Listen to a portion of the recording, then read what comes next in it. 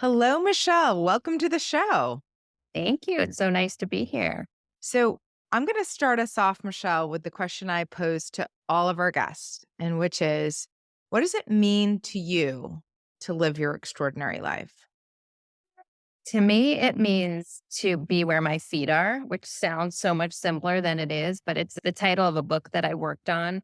And it's such a great expression because as working moms, you're often not where your feet are because you're at the kids' play and then you're thinking about dinner or you're thinking about a project or you're in a meeting and you're thinking about the kids' play you miss. So for me, it means to be where my feet are and also love those things that I'm doing where my feet are.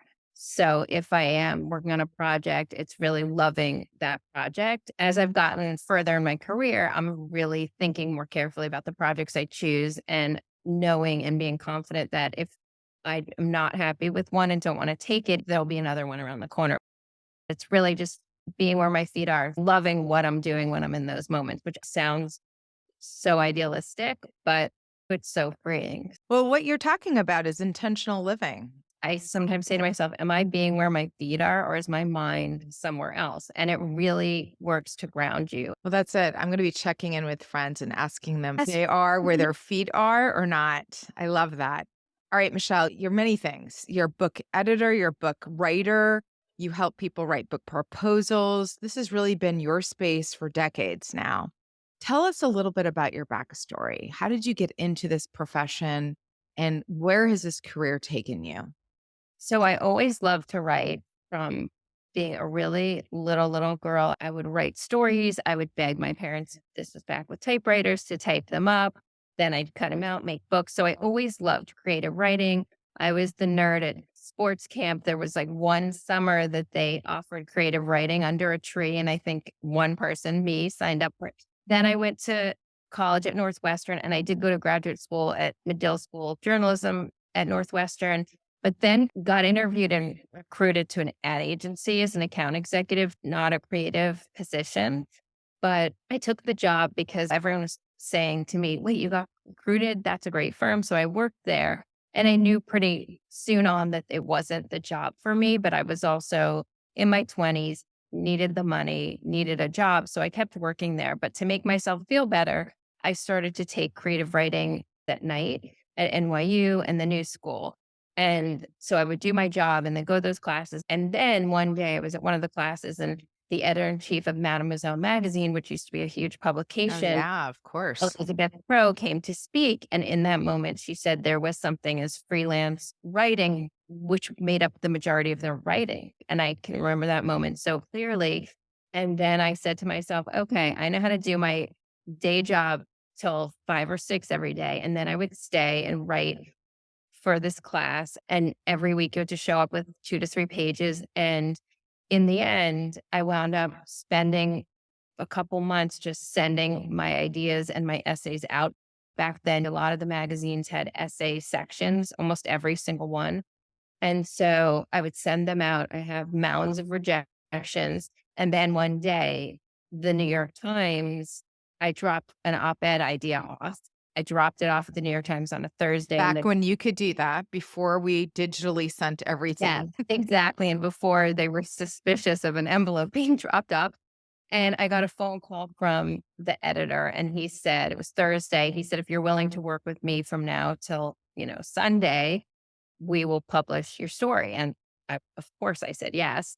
And it was such a great moment because not only was it a huge op-ed with an illustration, but after that, the magazine world was big in terms of so many publications, but the editors all knew me because I had been for months sending out essays. So the piece ran on a Sunday, and that week I got calls from 5 or 6 of those editors saying, that story you wrote about the ballet workout class, now we want it. And so then I started writing for them. I also got fired from my ad job because my boss saw my byline said that I was a freelance writer and he realized I didn't really want to be there. And it was sort of good timing. Finally, I got a column in Shape magazine. And from then on, I always had a column, at least one.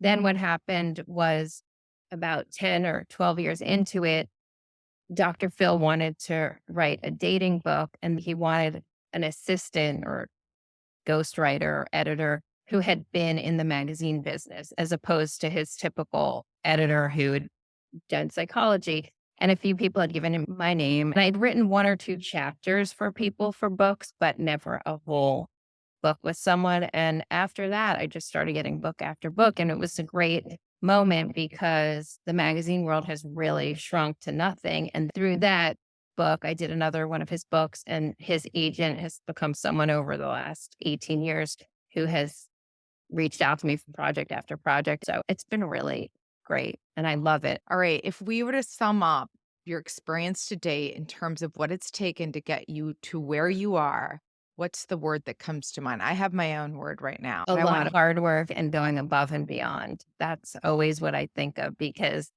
you can't do the bare minimum in this job. It just doesn't exist because you're trying to be creative, you're trying to be different. You have to get so much information from the people you work with. Also, it's such a responsibility because this is their baby. And the people I work with typically have a day job. And so Right. they something that they've really dreamed about doing and maybe put off for years. And so I take everything so responsibly and carefully and seriously. So it's a lot of hard work. It's a lot, but on the other side, it's so exciting because to help someone put their words on paper, sell that idea to a publisher, then have a book deal, and then we work on the book, and then the book comes out. And it's a long process. I always say it's not like in the movies where you see someone typing the end, they pull that last page out, they put it on the side, and the book is over. You actually often don't even know when the book is over. So it's very gradual and vague, but it's a ton of work, but it's also really, really exciting. It's so great to have something concrete at the end. Even before the book is published, I see such a transformation in the people I work with. And that's like, there's no words for that. Right, absolutely. The words that come to mind to describe what you're talking about are perseverance and grit. You need Yeah. Yeah. incredible perseverance and grit. Yes. This is not Definitely. a profession or a foray for the weak of heart. That is for No, it's sure. not a 9 to 5. It's a great profession as a mom because you're making your own schedule. So I was able to be at most of my kids' games and pickups and things like that. But it's a lot of late nights and a lot of going above and beyond. But it's also fascinating. And that's why choosing the right project is so important because you're researching it. And I've learned so much about such an array of topics from autoimmune disease to celebrity memoir to all sorts of things that each one is so exciting and also so much mindset work with the guy I worked on Be Where Your Feet Are, Scott O'Neill, Kathy Heller's book. So I get the benefit of all of it because I'm the reader as I'm working on it. And so I've learned so much. So I feel really lucky that that's the kind of job I have where I'm constantly learning. I love A that. lot of pressure, but it's exciting. So you've worked on so many different projects in the course of your career. And I'm just curious from celebrity memoirs to, I'm sure, how to books to more mindset oriented. Does a favorite one or two projects kind of come to the surface for you? Definitely the ones where I've learned things that help in my own life. So working with Kathy Heller and her book, I learned so much because you have to, when you do that kind of book, you have to really read everything the person has written, watch everything they've recorded or attend classes. So I've gotten to learn so much mindset information that I wouldn't have otherwise. And that's really fascinating. And so that stands out. The book Where Your Feet Are with Scott O'Neill was also a great story about it started with his journey when his best friend died and he was trying to get over that. And he was talking to different people about how they got over grief because he was so overtaken with it much more than he expected. And so that book is just story after story from amazing people. And then we had to weave them together. So those two stand out. They're also the more recent ones, but just when I can learn things that change my own life. And most of them do. My through line for projects that I pick is, will this help people? And so every single book I have done falls under that. And even books, I've done 3 hair books, Curly Girl with an amazing woman who created the whole world of the curly method. And that might sound superficial, especially if you don't have curly hair, but that's our bestseller.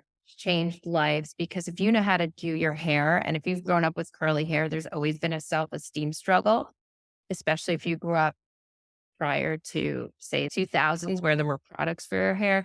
So teaching people how to manage that is not just about their hair, it's their self-esteem. They feel better about themselves. It translates to other aspects of their lives. Then we did a curly kids book so that we could start now without having these kids ever knowing that having curly hair is different. So those 2 books actually also were really, really exciting to work on because the letters after letters that my co-author, who's really the genius and expert behind it, gets about those books, there's no words. People's lives have literally been changed. And mine too, because when I started working on that book, I was chemically straightening my curly hair and just writing the book just as a writer. And it changed my life because through the process of writing it, I realized, wow, I could love my hair. And so it even something like that, which sounds like it's not deep, is so deep.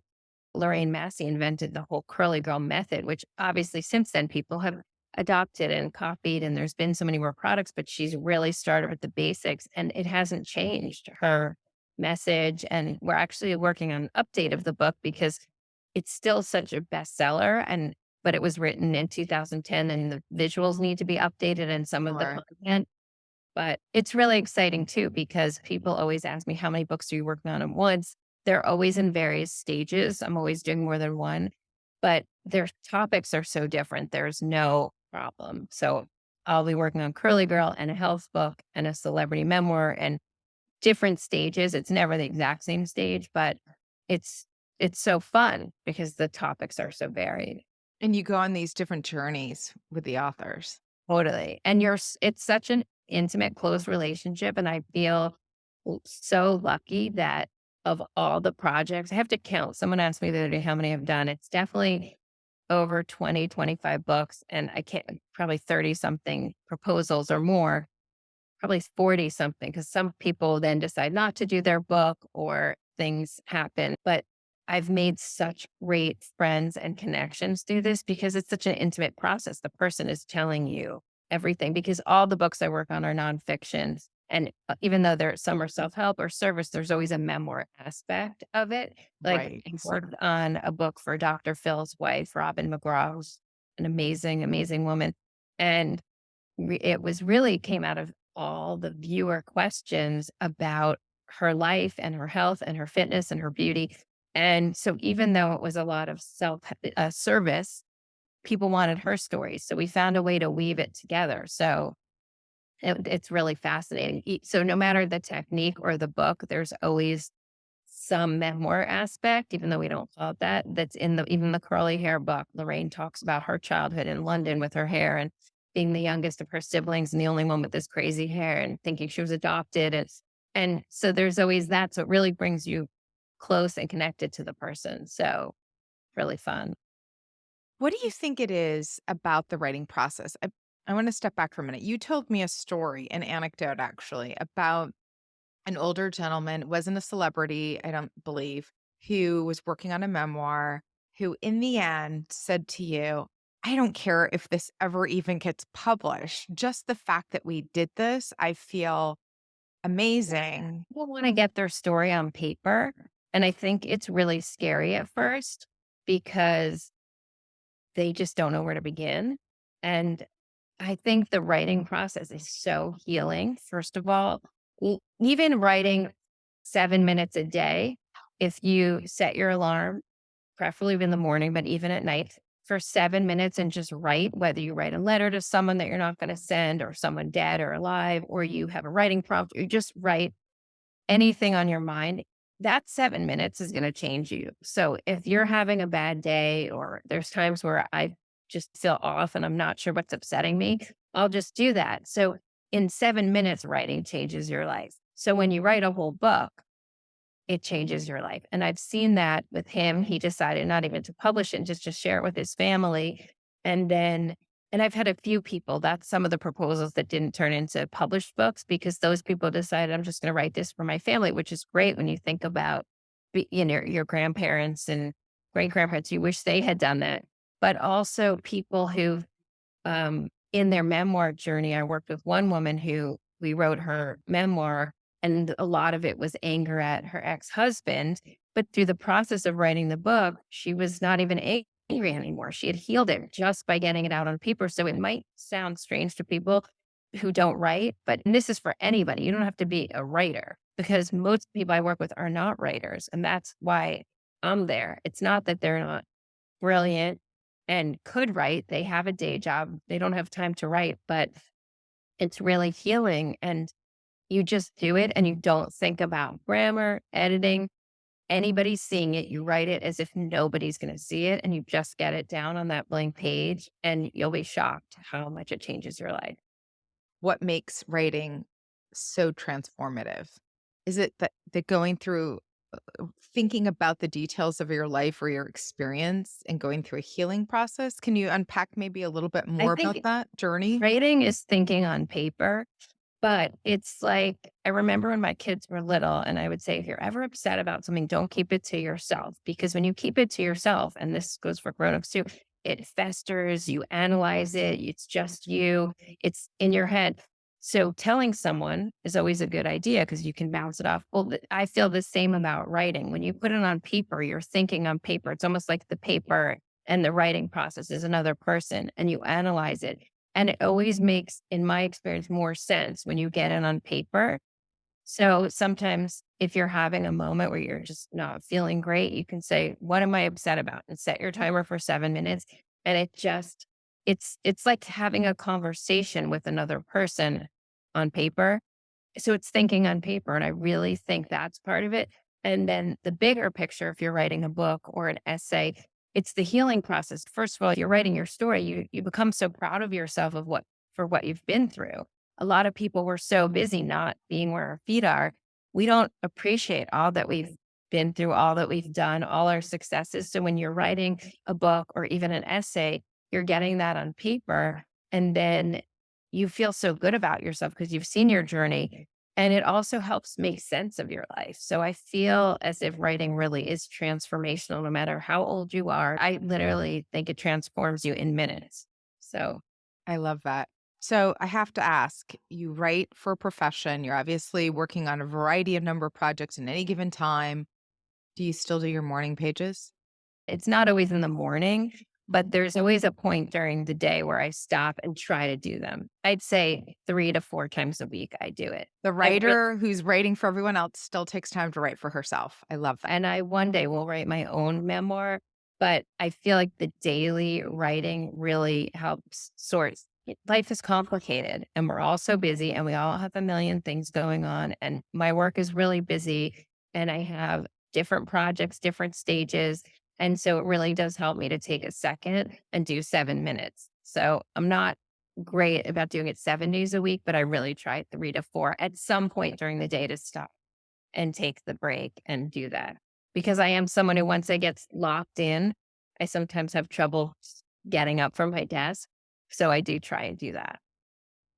I don't know if there's anything more inspiring than hearing a writer that says, I have any given day, 3 or 4 things going on in the writing arena, and I still take time to do some writing as much as I can. So, for all our listeners, you heard it here. Get out your pen and paper and start writing. And I'm I curious, do you write long form or do you type? Do you have a I preference? do both. I feel like the 7 minutes is best for me done in a journal by hand. I don't always do that because if I'm somewhere where I don't have paper, but for some reason there's some connection between the brain and the hand and something that I think it's more effective for me. The one thing though, as a writer, I like to have everything saved. So I'm always in this torment between should I do it on my computer? Should I do it? Because if I do it by hand, it's just, and I recommend this, just write. Don't worry about it being neat or perfect. And so sometimes that information gets lost in the ether because I'm not going to transcribe it. So sometimes it's better on the computer, but for the most part, I try to do it by hand. And I think you really have to think about which one and try both, which one's better for you. if you're writing a book, I think if you can try and either write neatly in the journal or do it online on the computer, it's best because you're trying to save that information that's coming at these moments. But it really matters. The pen you use, the paper you use, your keyboard, all that stuff for me is relevant. Some people may say it's not, but I'm very particular. I like smooth paper. I like a certain pen. And so that helps me. And so whatever is going to help you is how you should do it and get it on paper. And there's plenty of ways to, if you write neat enough in your handwritten journal, you can read it out loud, transcribe it. Today, there's so many options. It's a lot easier. There's actually even one app where you can take a photograph of a handwritten page that I've used, and then it goes into a Word document. Whatever is going to get you to get the words on paper. So I would test it out and see. Yeah, But I'm a big environment matters person. right, right. Big one, and I'm easily distracted, so I'm like the shh before everyone wakes up. This is Yeah, my time with my coffee yeah. in my office usually. I love that. That's one thing. What the things I learned from the books are not what you think. For example, one thing I learned from Kathy Heller was enjoy the first 4 sips of your coffee. Those are the best. And it's true. That's another be where your feet are moment. Because how many times do you have your coffee and you just race through it? So I've really learned to stop and enjoy the first 4 sips. This is the same cup of coffee that's been reheated 3 times since I woke up with dogs at 8 o'clock, like, That's which was funny. late for me. Okay, I'm a firm believer that everybody has a story, but they might not necessarily know how to tell the story. Right. What do you advise people that feel like, "I think I have something to say." What's the starting point? So I think the starting point is wherever you are. So if today you're thinking, I have this thing to say, well, what in that moment is making you think that? Did you see a woman walking down the street who looked like your grandmother? Then in that moment, take the 7 minutes and write about your grandmother, whatever, wherever you are. And people often ask me when they're interviewing me to write their book or their book proposal, what's the process? Where do we start? And I always start where they are. My job is to organize it. My job is to pull it all together. But I need to start with what they're thinking about today, because that's going to be where if I bring up something that they're not really thinking about in that moment, it's not going to be as rich as if we start with the story they're thinking about today. Other writers may do it differently and start in order, and it might make their job easier. But I feel like to get the best details, start where you are. So, whatever in this moment is making you think I have a story to tell, what made you think that? And then write that. And I think so many people have a story to tell, which is why I'm starting this class on how helping people write their book proposal. So, even if you're going to publish your own book, a book proposal traditionally is used to get a publishing deal. Like first get an agent, then get a publishing deal. But it's also a roadmap. So it's even if you're writing your own self-publishing, you don't need to sell, it's still your roadmap. And it has an overview, which is like 7 to 10 pages. It has an expanded table of contents. So each chapter has its own page. What you're telling the publisher, the agent, or yourself, what am I going to write about on these 10 chapters? And then there's a sample chapter, and then there's an about the author, and then there's a marketing plan. And so where to begin is the overview always is starts with a scene that just grabs you, something that pulls you in. And so start there. What's the reason? The overview is why you're writing the book. So start with that. Why are you writing this book? And again, it goes back to writing prompts. If it's hard to think that way, do it in a letter. You're not going to send Mm. the letter. It could be to someone dead, alive. It's just the letter like narrows your focus so that you can see where you're going. And sometimes it's easier to do that when you're talking to someone else. For our listeners, the information on Michelle's class will be available in the show notes. And I'm very excited to be able to work with her in the very near future myself. It's the kickoff. So even though we're calling it a book proposal, it's the kickoff to writing your book, because I've done this privately with people who aren't a celebrity or an expert or someone who hires me in that way. I've done sort of this smaller coaching one-on-one. And people say to me, I can't believe I didn't start this sooner. I've had this idea and we just kicked it off. And All I did was coach them to get it down and use this framework, and they just go. And so that's what's really cool about the process and this class. And the other thing it does is I've had people use it for their podcast. So they want to write a book, but often a podcast is a good way to get a platform before you sell a book. Just so a lot of people have taken the framework and this becomes their first 10 episodes are those chapters that we've outlined. And then also in the class, I'm having a lot of experts come. I have an amazing literary agent coming, and she's going to talk to people and get some pitches from some of the people in the class.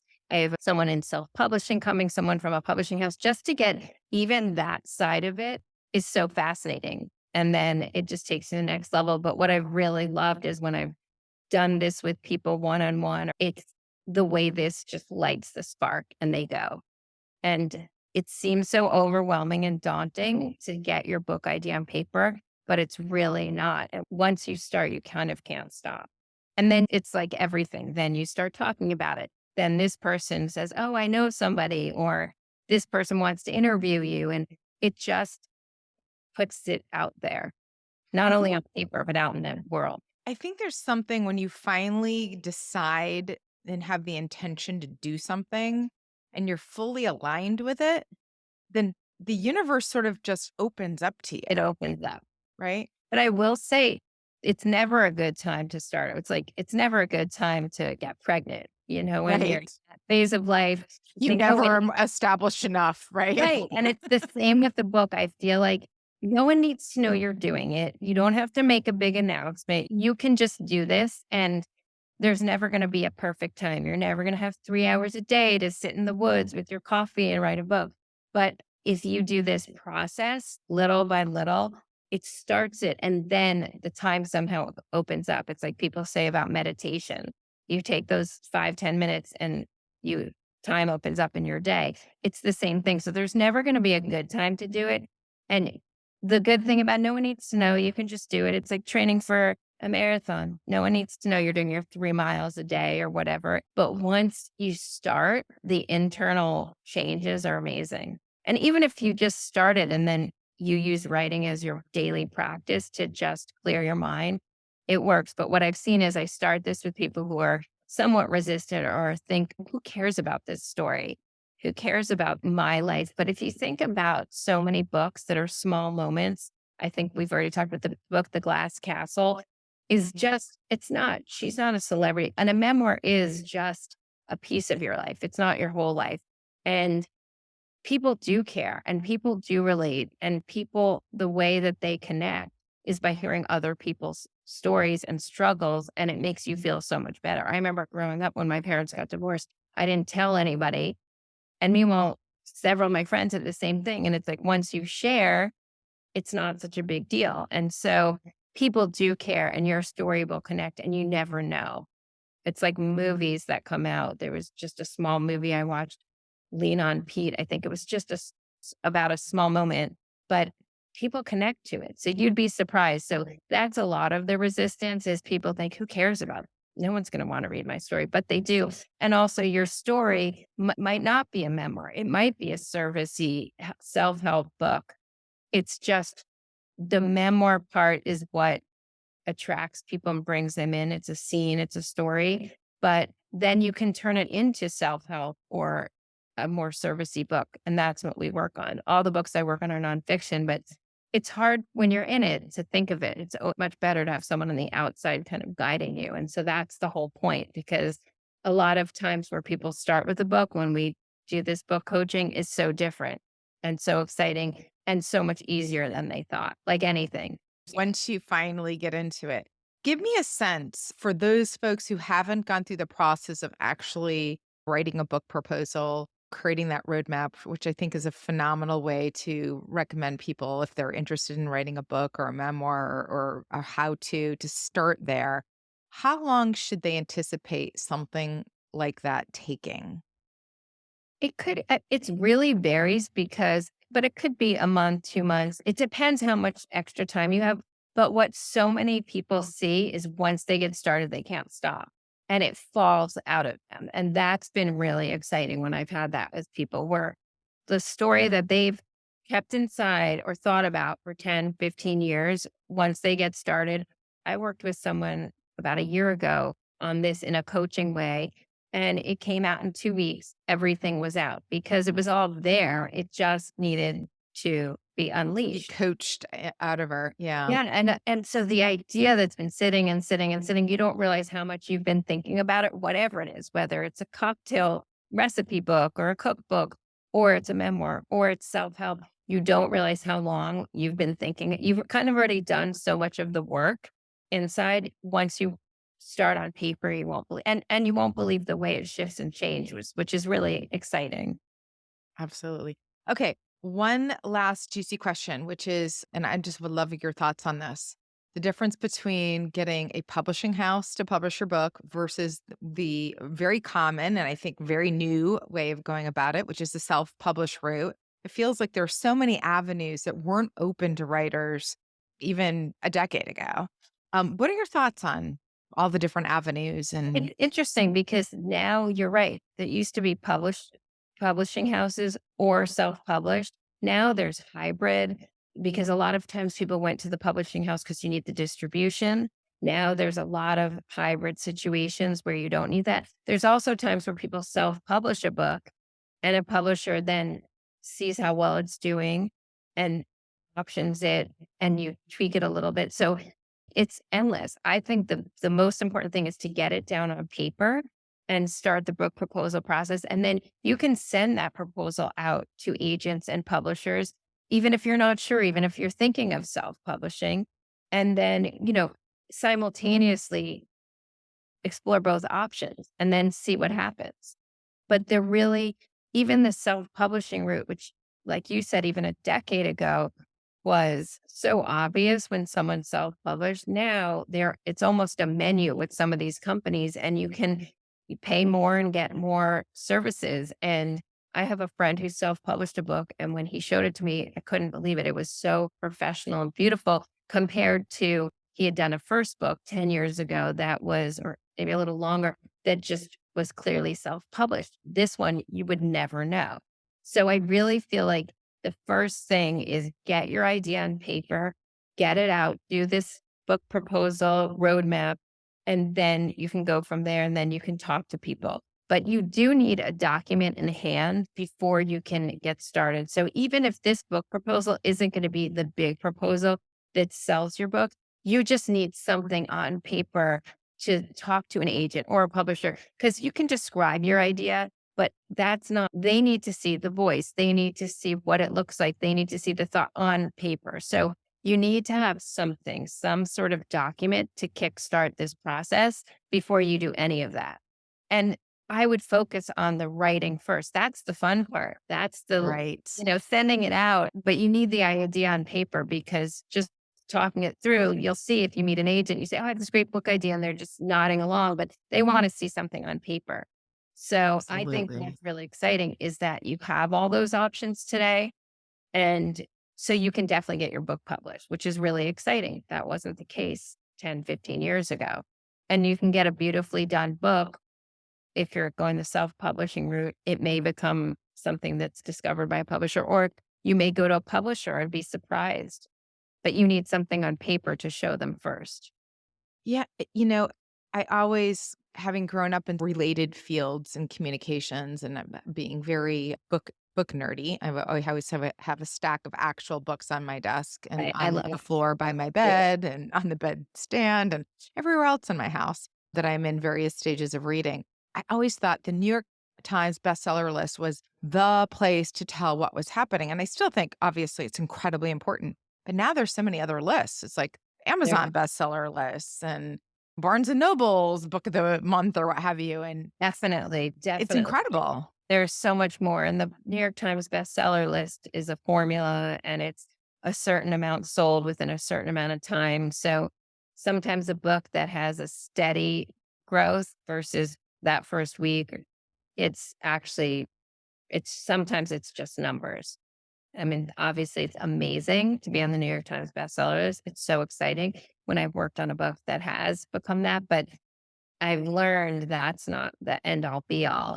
And also, again, if you're really trying to help people, slow, steady growth. Like Curly Girl never made the New York Times bestseller, but it's helped hundreds of thousands of people. So I feel like for me, that's more important. Obviously, it's great to have the little New York Times bestseller thing, but there are many more lists. There's USA Today, and you're right, Amazon does a great job, and they divide it by category, which is it's just great.